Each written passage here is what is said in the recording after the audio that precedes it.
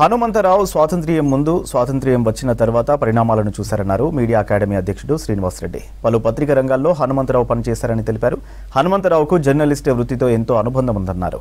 ఏ సమస్యనైనా హనుమంతరావు క్షుణ్ణంగా పరిశీలించే వ్యక్తి అన్నారు. ప్రజా ప్రయోజనాల కోసం జర్నలిజం ఉండాలన్నారు శ్రీనివాస్ రెడ్డి. హైదరాబాద్ సోమాజిగూడ ప్రెస్ క్లబ్లో వయోధిక పాత్రికేయ సంఘం ఆధ్వర్యంలో హనుమంతరావు శత జయంతి వేడుకలు నిర్వహించారు.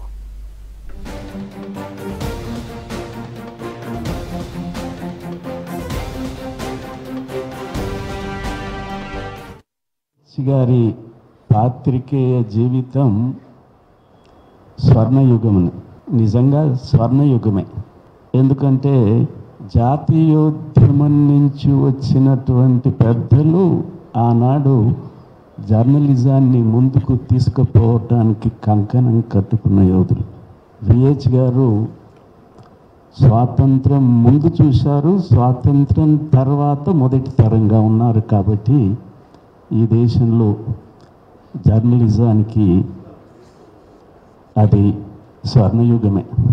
మంచి వైపు పయనించటానికి రూపొందించే మార్గదర్శకులుగా ఉన్నారు. హనుమంతరావు గారు ఒక ప్రత్యామ్నాయ జర్నలిజానికి నాంది పలికిన వ్యక్తుల్లో ఒకరు.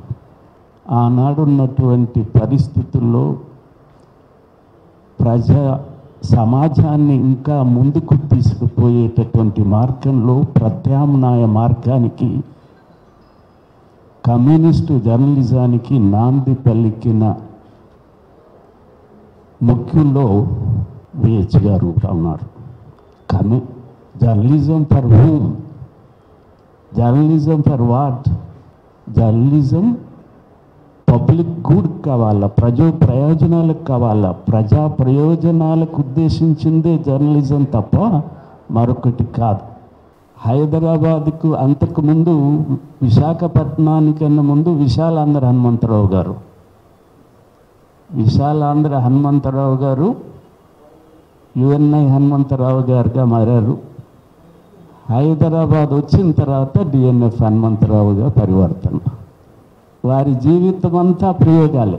సమాజ శ్రేయస్సు, సమాజ అభివృద్ధి కాంక్షించే మార్గంలో వారి జీవితం అంతా ప్రయోగాలతో నిండింది. విశాలాంధ్ర తెలుగు పత్రికలకు సంబంధించి లోకసభలో మొట్టమొదటిసారి పాత్రికేయుడిగా ఎంటర్ అయింది హనుమంతరావు గారు. అలాగే ఆంధ్రప్రదేశ్ వర్కింగ్ జర్నలిస్టు ఏర్పాటులో కూడా